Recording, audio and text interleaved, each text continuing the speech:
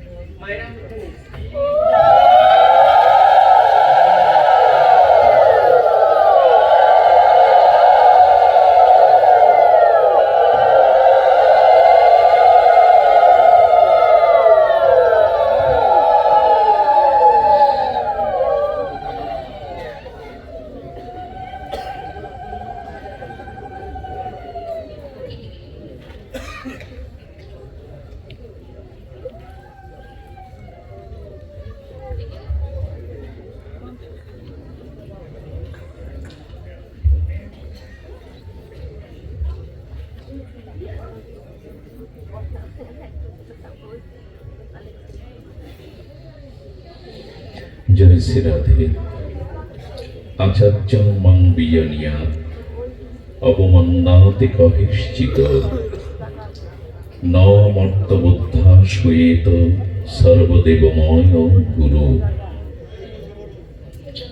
কলিযুগ পাবন অবতার পরম প্রেমময় প্রেম পরতত্ত্ব সীমা স্বভাজন বিভাজন সর্বপ্রয়োজন অবতার সারশিরোমণি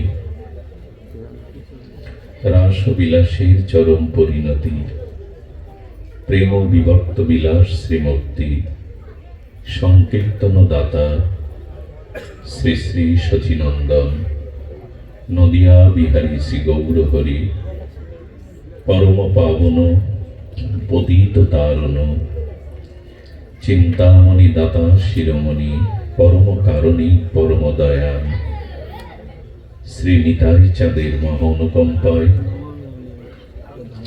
শ্রী শ্রী গান্ধার্বিকা গিরিধারীর অহৈতুকী অনুকম্পায় বঙ্গ বসুন্ধরার রাজুর স্থিত আজ শ্রী শ্রী বিজয় কুঞ্জে দ্বিতীয় দিবস ব্যাপী মহামাঙ্গলিক সমঙ্গল ভক্তিযজ্ঞের যে আয়োজন, সেই আয়োজনে এই মহামাহেন্দ্রক্ষণে শ্রী অমৃতক্ষণে ভাগবতীয় ভক্তিযজ্ঞের সুধামৃত কথা যজ্ঞের শুভারম্ভে প্রারম্ভে অস্মদীয় জীবনধন জীবন সর্বস্ব প্রাতঃস্মরণীয় পরম বন্দনীয় শ্রী শ্রীল গুরু মহারাজের রাতুল আতুল পাবন পদারবিন্দে পরার্ধ কোটি দণ্ডবত প্রণতি সমাগত ভগবৎ আচার্যবৃন্দ, শুদ্ধ প্রেমানুরাগী কথা প্রেমিক ভক্তবৃন্দ, মহতজন সুদীজন মান্যজন, শ্রদ্ধাশীলা ধর্মশীলা দেবী মূর্তি কল্যাণিয়া ভগবতী মাতৃগণ, সকল ভক্তচরণে দিন অতি দিনের সশ্রদ্ধ দণ্ডবত প্রণতি। আজ যেহেতু শ্রী গুরু শরণমঙ্গল মহোৎসব, এজন্য আমরা সিন্ধু থেকে বিন্দু শ্রী শ্রীল গুরুপাদ পদ্মের কিঞ্চিত মহিমা শ্রবণ কীর্তনে আমরা ভূমিকাতে আলোচ্য বিষয় হিসাবে এটি আনব শ্রী গুরুদেবের স্বরূপ নিরূপণ প্রসঙ্গে। শ্রী গুরুদেবের স্বরূপ নিরূপণ প্রসঙ্গে সেক্ষেত্রে স্বয়ং ভগবান বলছেন আচার্যং মাং বিজানিয়াত। ভগবান বললেন আমি আচার্য রূপে শ্রী গুরু রূপে অবতীর্ণ হই, আমি স্বয়ং অবতীর্ণ হই। শ্রী গুরুদেবের স্বরূপ কি রূপ? আচার্যং মাং বিজানিয়াত। স্বয়ং জগৎগুরু অখণ্ড পরতত্ত্ব ভগবান বলছেন আমি আচার্য রূপে শ্রী গুরু রূপে জগতে অবতীর্ণ হই। বিজানিয়াত অবমান্নাতে কহিশ্চিত। এজন্য ন মত্ত বুদ্ধা সোয়াতে, শ্রী গুরুতে যেন মনুষ্য ভাব স্থূল ভাব না আসে, এই জন্য সতর্ক করছেন বন্দে মই সাবধানবতে। শ্রী গুরু পাদ পদ্ম যিনি ভব সংসার পায়ের একমাত্র কারণ, যিনি হৃদয়ে জন্ম জন্মান্তরীণ অজ্ঞান তিমিরের ভাস্বর স্বরূপ, যিনি আমাদের মধ্যে কুলকুণ্ডলিনী শক্তির জাগরণ ঘটান, যিনি দিব্য জ্ঞানের দ্বারা অপরোক্ষ অনুভূতির দ্বারা আমার চিত্তে দিব্য জ্ঞানের উদয় ঘটান, যিনি আমাকে আমার অজ্ঞানা থেকে দুর্ভীত করে ভজন মন্দিরের দুয়ারে ভগবৎ সেবার চরণে সমর্পণ করেন, যিনি ভবরোগের একমাত্র মহা ঔষধি স্বরূপ, সেই শ্রী গুরু তত্ত্বে যেন কখনো মনুষ্য বুদ্ধি না আসে।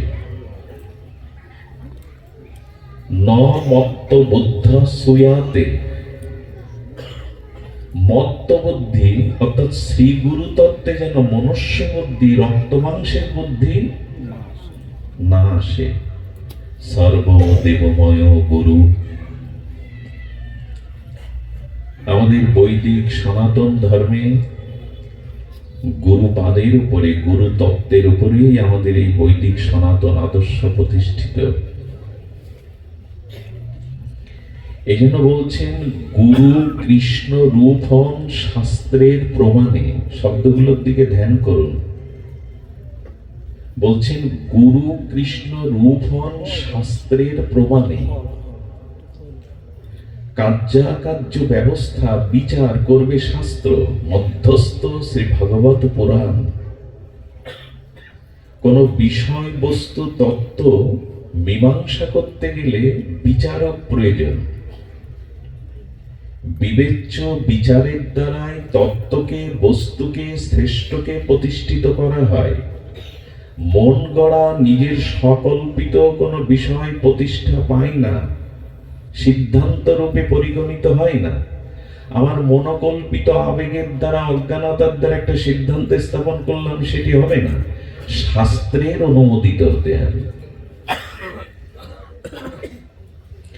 এই জন্য বলেন গুরু কৃষ্ণ রূপ হন, কৃষ্ণই শ্রী গুরু রূপ হন শাস্ত্রের প্রমাণে। কার্যাকার্য ব্যবস্থিত হি, নিশ্চয়ত্ব কার্যকার্যের ব্যবস্থা সিদ্ধান্ত নিরূপণ করবে শাস্ত্র। গুরুরূপে কৃষ্ণ কৃপা করেন ভক্তগণে। কৃপা স্বয়ং ভগবান সরাসরি করতে পারে না। অনন্ত কোটি জীব তারই অংশ, চেতন অমল সহজ সুখরাশি। ভগবানের অংশ জীব, তো তিনি অংশী, আমরা অংশ।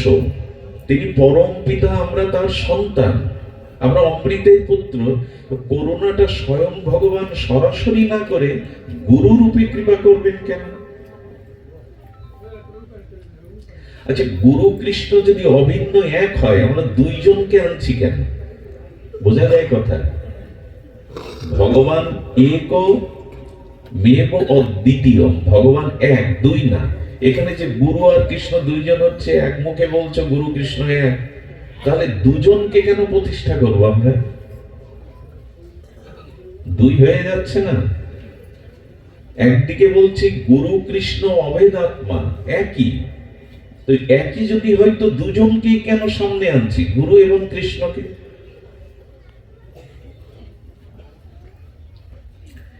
এগুলো জানতে হবে। আবেগ দিয়ে বা নিজের মনোকল্পিত সিদ্ধান্তে ভেসে বেড়ালে ভজন হবে না।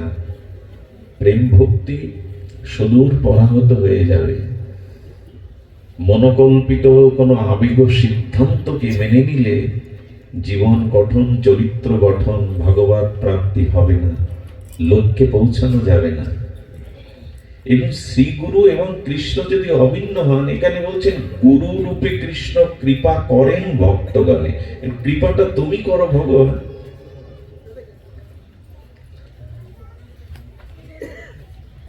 তো শ্রী গুরুদেব সেই অখণ্ড পরম প্রেমময় শ্রী ভগবান গুরু রূপে কৃপা করতে আসেন। তার কারণ হলো এই, আমাদের জীবনে যে প্রয়োজন তত্ত্ব প্রেম ভক্তি, এটি ভজন ব্যতীত, শ্রীগুরু চরণ আশ্রয় ব্যতীত, উপাসনা ব্যতীত আসে না। আবার বলি, আমাদের জীবনের যে পরম প্রাপ্তি, পরম লক্ষ্য, প্রয়োজন তত্ত্ব, এটি প্রেম, ভগবত প্রেম, বিশুদ্ধ প্রেম। তো এই প্রয়োজন তত্ত্ব প্রেমকে লাভ করতে গেলে আমাদের জীবনে ভজন, উপাসনা, এগুলি শ্রীগুরুই দান করবেন। স্বয়ং ভগবানও যখন অনুগ্রায় ভূতানাং মানসিন্তনমাশ্রিত, স্বয়ং ভগবান নররূপে যখন জগতে লীলা প্রকট করতে এসেছেন, তখনও রঘুপতি রামচন্দ্র তিনি বশিষ্ঠকে গুরুকরণ করেছেন, বিশ্বামিত্রকে গুরুকরণ করেছেন। স্বয়ং ভগবান অখিল রসামৃত মূর্তি রসিকেন্দ্র মৌলি শ্রী গোবিন্দ তিনি সন্দীপনী মুনির আশ্রমে দীক্ষা শিক্ষা আচার্যের সেবা 64 কলা বিদ্যা অধ্যয়ন অনুশীলন করেছেন। প্রেম পরতত্ত্ব সীমা রাধা কৃষ্ণ মিলিত তনু শ্রী গৌরাঙ্গ মহাপ্রভু তিনিও ঈশ্বর পরিপাক পদ্মের চরণাশ্রয় করে গয়া থেকে এসে ফিরে প্রেমময় হয়ে গেলেন, ভাবময় হয়ে গেলেন। স্বয়ং ভগবানও কেন গুরুকরণ করবে? বলে এই জন্য আমি নিজে আচরণ শিক্ষা না করলে জীব শিক্ষা পাবে না। শ্রী গুরু চরণ আশ্রয় ভগবান স্বয়ং ভগবান নিজে আশ্রয় করেছেন। এই জন্য শ্রী গুরুদেব আমাকে ভজন সম্পদ দান করবেন। কেউ কেউ ভগবত দর্শনের জন্য বড় ব্যাকুল হয়ে যায়, আমরা ভগবান প্রাপ্তি যেন জীবনের মূল লক্ষ্য হয়ে যায় আমাদের। কিন্তু ভগবানকে পাওয়া তার থেকে পরম্পরা বিশুদ্ধ শ্রী গুরুদেব চরণাশ্রয় পূর্বক শ্রী গুরু প্রদত্ত যে ভজন পাওয়া ভগবানের পাওয়ার থেকে বড় পাওয়া। ভগবান প্রাপ্তির থেকে শুদ্ধ পরম্পরা ধারায় শ্রীগুরু পাদপদ্ম আশ্রয় পূর্বক শ্রী গুরুদেব যে নাম দেন, ভজন দেন, উপাসনা দেন, এই বিশুদ্ধ ভজন পাওয়াটা ভগবান পাওয়ার থেকে শ্রেয়। আপনি ভগবান পেলেন, ভজন পেলেন না, ভগবান পেয়েও আস্বাদন করতে পারবেন না। অভক্তের কাছেও তো ভগবান গেছেন। দুর্যোধন, কংস, রাবণ কিছু হয়নি। ভজন যদি না থাকে, শ্রী গুরু করুণা যদি না থাকে, হৃদয়ে যদি শ্রী ভগবানের আস্বাদনের জন্য ব্যাকুলতা, উৎকণ্ঠা, প্রীতি ধর্ম না থাকে, এইগুলো দেবে তো শ্রী গুরুদেব। আমি অন্ধ ছিলাম, তবে বাইরের চক্ষু দৃষ্টিহীন নয়। ভগবান কিরূপ, তার নাম, তার ধাম, তার মহিমা কিরূপ, গুরু তত্ত্ব, সাধু তত্ত্ব, বৈষ্ণব তত্ত্ব, তুলসী তত্ত্ব, প্রসাদ তত্ত্ব, ধাম তত্ত্ব, গঙ্গা তত্ত্ব, এগুলি কি জানতাম আমি? কাকে বলে যুগল ভজন, কাকে বলে হরিনাম মহিমা তত্ত্ব, কাকে বলে তুলসী ভক্তিরানী তত্ত্ব, কাকে ভাগবত তত্ত্ব বলে, বৈষ্ণব তত্ত্ব বলে, এগুলিতে আমি অজ্ঞান ছিলাম, অন্ধ ছিলাম। যিনি কৃপাপূর্বক অহিতুক করুণার দ্বারা আমাকে চরণ আশ্রয় দিয়ে আমার জ্ঞানচক্ষু উন্মিলন করে যুগল সেবাকে জানিয়ে দিলেন, বৃন্দাজি তত্ত্বকে জানিয়ে দিলেন, ভাগবত তত্ত্বকে জানিয়ে দিলেন, বৈষ্ণব তত্ত্বকে জানিয়ে দিলেন, যিনি আমার প্রেম ভক্তির পথে হাতে ধরে যুগল প্রেম মন্দিরের দুয়ারে পৌঁছে দিলেন, ভগবত চরণে সমর্পিত করলেন, সেই শ্রী গুরু পাদ পদ্ম আমাদের জ্ঞান দৃষ্টি প্রদাতা। এই জন্য শ্রী গুরু ব্যতীত কারো অন্ধত্ব, অজ্ঞানতা ঘুচবে না। এই জন্য শ্রী গুরু মহিমা শাস্ত্রে বারবার বলেছে, এখানে যেন শিথিলতা না আসে, এখানে যেন শিথিলতা না আসে। স্বয়ং ভগবান গুরুরূপে কৃপা কেন করবেন? করবেন এই জন্য আমরা এই মায়াময় সংসার মরুকান্তরে রোগ, শোক, আদি ব্যাধি, জন্ম মৃত্যু, ত্রিতাপ-দগ্ধিত যন্ত্রণার পথচারী। শব্দগুলো ধ্যান দিন। এই মায়াময়, দুঃখময়, অনিত্য বিনাশশীল সংসারে জন্ম মৃত্যু, জরা ব্যাধি, কর্ম প্রারব্ধ, সুখ দুঃখর মরুকান্তরে চলতে চলতে আমরা প্রত্যেকটি জীব দুঃখ ক্লান্তিতে অবসন্ন। আমরা প্রতিটি জীব মায়ায় আক্রান্ত। মোহমায়া, কামনা বাসনা আমাদেরকে শুদ্ধ জ্ঞান, শুদ্ধ ভক্তি, শুদ্ধ কর্মের পথে একটি পাও অগ্রসর হতে দেয় না। সংসার মরুকান্তরে তিতাব দগ্ধিত যন্ত্রণায় কাতর আমরা। তো এইরূপ জীবের যে ক্রন্দন, আরতি, বিষাদ, দুঃখ, যন্ত্রণা, এগুলি কাকে জানাবে? খুব ধ্যান দিন।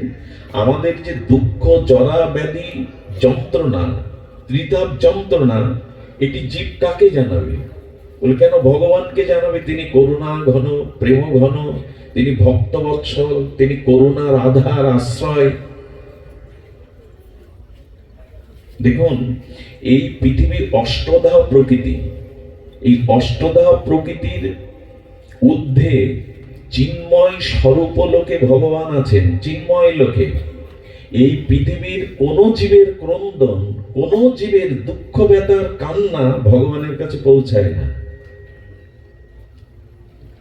বায়ুমণ্ডলের উপরে কোনো শব্দ বিনিময় হয় না। বায়ুর একটা স্তর আছে না, অষ্টদা প্রকৃতি, ওর উপরে গেলে আপনার শব্দ অন্যজন শুনতে পাবে না। এই জন্য মহাকাশে যখন যায়, চন্দ্র অভিযানে যায়, তখন বিজ্ঞানীরা যন্ত্রের দ্বারা কথা বলে। বায়ুমণ্ডলের ঊর্ধ্বে উঠলে ওইখানে কোনো শব্দ পৌঁছায় না। তো অষ্টদা প্রকৃতির পরপরে নিত্য স্বরূপ ধামে ভগবান বিরাজিত। এখানে কোন জীবের ক্রন্দন, কোন ব্যথা, কোন যন্ত্রণার আত্মি ভগবানের কাছে পৌঁছায় না। তো তিনি আপনাকে কি কৃপা করবেন? কথাটা পরিষ্কার হওয়া দরকার। আমাদের কোন ব্যথা বেদনার আত্মি, যন্ত্রণা, হাহাকার ভগবানের কাছে, কারণ ভগবান মায়া মুক্ত। আমরা যে ক্রন্দন করি, আমরা যে হাই হাই করি, এটা মায়ার দ্বারা। যে মানুষের আত্মজ্ঞান হয়েছে, আত্মস্মৃতি হয়েছে, কৃষ্ণ বলছেন জীবিত বা মৃত তিনি কারো জন্য শোক করেন না। কারণ আত্মা অবিনেশ্বর, শাশ্বত, চিন্ময়, চিরন্তন, তার মৃত্যু নেই। আবার কমিয়ে দিলে কেন? আত্মার আগে যেভাবে ছিল এটা দিয়ে দাও। আত্মার চিরন্তনত্ব, অবিনশ্বর, শাশ্বত, চিন্ময়, অজর, অমর, সনাতন। এই জন্য বলছে যার আত্মতত্ত্ব উপলব্ধি হয়েছে, আত্মস্মৃতি, আত্মজ্ঞান হয়েছে, তিনি মৃত বা জীবিত কারো জন্য শোক করেন না। তো তার শোক কোথায়? আত্মাতে আমাদের শোক নাই। তো ভগবান আত্মারও আত্মা, পরমাত্মার পরবস্থা স্বরূপ, সচ্চিদানন্দ বিগ্রহ। সেখানে মায়ার কোন ক্রন্দন ভগবানের কাছে, আমাদের দুঃখ যন্ত্রণার ক্রন্দন তার কাছে যায় না। কিন্তু মানুষ দুঃখ জানাবে কোথায়? নিজের ব্যথা বেদনা হাহাকার কাকে জানাবে? দরদি তিনি ছাড়া তো নাই, ব্যথার ব্যথী তিনি ছাড়া তো নাই। এই জন্য ভগবান চিন্তা করলেন আমি কৃষ্ণ রূপে, রাম রূপে, গৌরাঙ্গ রূপে জগতে সবসময় অবতীর্ণ হতে। ব্রহ্মার একদিনে গোবিন্দ একবার আসেন, ব্রহ্মার একদিনে তিহ একবার। ভগবান স্বয়ং ভগবান, এতে চাংশ কলাপুংস কৃষ্ণস্ত ভগবান স্বয়ং। এই পূর্ণ ব্রহ্ম শাশ্বত ভগবান ব্রহ্মার একদিনে আসে সবসময়। ব্রহ্মার একদিনটা কতদিন? সত্য, ত্রেতা, দাপার, কলি, এই 4 যুগ মিলে হয় এক দিব্য যুগ। এরকম 71 দিব্য যুগে এক মন্বন্তর। আর এরকম 14 মন্বন্তরে ব্রহ্মার এক অহ, দিন রাত্রি না। 4000 যুগে ব্রহ্মার একদিন। সেই 4000 যুগে স্বয়ং ভগবান একবার আসে। আমাদের দুঃখ ব্যথা যন্ত্রণা তার কাছে পৌঁছায় না। তিনি এত ব্রহ্মার একদিনে আসেন, কাকে জানাবো ব্যথা? কার চরণে সমর্পণ করব? এই জন্য ভগবান জীবকে করুণা করবার জন্য স্বয়ং ভগবান গুরু রূপে আমাদের ধরাধামে অবতীর্ণ হন, আমাদের কাছে কৃপা করবার জন্য। মহিমায় গুরু কৃষ্ণ এক, সব ক্ষেত্রে এক নয়, সব ক্ষেত্রে এক নয়। এখানে মহিমায় গুরু কৃষ্ণ। আচ্ছা, আমার দীক্ষাদাতা শ্রী গুরুদেব, সে কি ব্রহ্মা, সে কি বিষ্ণু, সে কি মহেশ্বর? প্রণাম মন্ত্রে তো তাই বলছি, গুরু ব্রহ্মা গুরু বিষ্ণু গুরুদেব বলছি তো। তা আমার শ্রী গুরুদেব পৃথিবী সৃষ্টি করতে পারে তো? আপনার আমার যে আপনার আমার গুরু না, গুরুতত্ত্ব এক, সব গুরুই এক, গুরুতত্ত্বে ভেদ নাই। তো এখানে কি বলা হলো যে স্বয়ং ভগবান গুরু রূপে অবতীর্ণ হন। আমরা গুরু ব্রহ্মা বলছি, গুরু বিষ্ণু বলছি, গুরু মহেশ্বর বলছি, কিন্তু আমার গুরুদেব তো প্রলয় করতে পারে না, পৃথিবী সৃষ্টি করতে পারে না। কেন বলা হয়? দেখুন, শ্রীগুরু ভগবানে একটি অংশে অভিন্ন, আরেকটি অংশে ভিন্ন। আবার বলি, শ্রীগুরু এবং স্বয়ং ভগবানে কিছু অংশে অভিন্ন, কিছু অংশে ভিন্ন। আমার শ্রীগুরুপাদ পদ্ম, যার চরণ আমি আশ্রয় করেছি, তার সাথে শ্রীকৃষ্ণের কিছু অংশে, কিছু শক্তিতে অভেদ আছে, আর কিছু শক্তিতে ভেদ আছে। অভেদ হলো করুণাতে, কৃপাতে শ্রীগুরু এবং স্বয়ং ভগবানের অভিন্নতা আছে। কৃপাতে কৃষ্ণের থেকে ভগবানের, ভগবানের থেকে জগৎগুরু থেকে শ্রী গুরুদেবের, করুণাতে তিনি বিগলিত। অভিন্ন বলছি এইখানে যে আচার্যাং মাং বিজানিয়াৎ, স্বয়ং ভগবান গুরু রূপে এসেছেন, তবে ভেদটা হলো কি, অদ্ভুত যাহাক প্রকাশ। কি বলেছেন মহাজন? অদ্ভুত। কেন? গুরুদেব তো দুটো হস্তপদ মনুষ্য রূপ ধরে এসেছেন, তো অদ্ভুত প্রকাশ কি করে? বলে তিনি চতুর্ভুজ, শঙ্খ চক্র গদা পাদ পদ্ম, বা ব্রজের কানাইয়ের মুরলী আছে, রামচন্দ্রের তীর্ধনু আছে। তো গুরুই যদি স্বয়ং ভগবান হবেন, তবে তিনি এই জাতীয় ঐশ্বর্য রূপকে, বংশীকে, তীর্ধনুককে, শঙ্খচক্র গদা পদ্মকে তিনি লুকিয়ে আমাদের মতো দ্বিভুজ হয়ে আর মানসী তনু আশ্রয় করে তিনি এই জগতে অবতীর্ণ হয়েছেন। অথচ তিনি তত্ত্বে স্বয়ং ভগবান সম। এই জন্য অদ্ভুত যাহাক প্রকাশ, অদ্ভুত রূপে প্রকাশ হয়েছেন। ওই ঐশ্বর্যকে তিনি দেখাচ্ছেন না। গুরু ব্রহ্মা বটে, ব্রহ্মা সৃষ্টি করে, গুরুদেব আমার নতুন জন্ম দেয়। পিতামাতা যে রক্ত মাংসে জন্ম দিয়েছে, ওই দেহে কৃষ্ণ ভজন হয় না। গুরুদেব আমাকে দ্বিতীয় ভজনযোগ্য জন্ম দেয়, জন্য ব্রহ্ম সৃষ্টি করেন। আর শ্রীগুরু চরণ আশ্রয় করলে গুরুদেব পতনের হাত থেকে, স্খলনের হাত থেকে, পাপের হাত থেকে, সর্বদা বিপদ ও সংকর হাত থেকে গুরুদেব আমাকে প্রতিপালন করেন, রক্ষা করেন। এই জন্য বিষ্ণু। এবং আমার অনন্ত জন্মের চিত্তে যে পাপ আছে, অপরাধ আছে, সেটাকে সংহার করেন, ধ্বংস করেন। এই জন্য তিনি শঙ্কর। গুরু, শ্রীগুরুর সাথে ভগবানের ভিন্নতা কোনটি? আমার শ্রীগুরুদেব সৃষ্টি স্থিতি প্রলয় করতে পারবে না, এইখানে ভিন্নতা আছে। সৃষ্টি স্থিতি প্রলয় আমার শ্রী গুরুদেব করতে পারবে না, কিন্তু মহিমায়, কৃপাতে, করুণাতে গুরু কৃষ্ণ এক। এই জন্য বলছে, যদ্যপি আমার গুরু চৈতন্যের দাস, তথাপি জানিয়ে আমি তাহার প্রকাশ। অদ্ভুত ভাবে কেমন জানেন? যিনি স্বয়ং ভগবান, তিনি ভক্ত রূপে এলেন। আমার গুরুদেব কার উপাসনা করে? আপনার শ্রী গুরু মহারাজ কার উপাসনা করে? তিনিও তো ভগবানের উপাসনা করেন, যোগের উপাসনা করেন। তার মানে তিনি স্বয়ং ভগবান হয়ে এবার ভক্ত রূপে, আচার্য রূপে তিনি আচরণ করে জানাচ্ছেন। এই জন্য বলছেন, তথাপি জানিয়ে আমি তাহার প্রকাশ।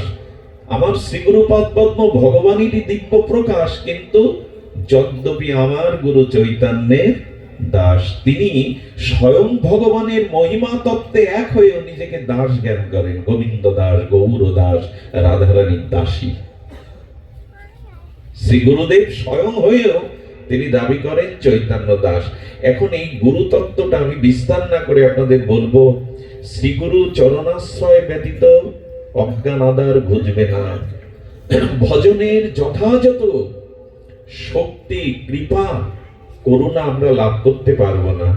তাই শ্রীগুরু পাদ পদ্ম আশ্রয় হলো আমাদের প্রথম কর্তব্য, আমাদের একান্ত কর্তব্য। গুরু মহিমা দেখুন, আজকাল অনেকেই বলেন আমি তো হরিনাম করি, দীক্ষার কি প্রয়োজন আছে? কলিযুগে তো বলা হয়েছে নাম আশ্রয় করলেই নামের মধ্যে সব সাধ্য সাধন তত্ত্ব।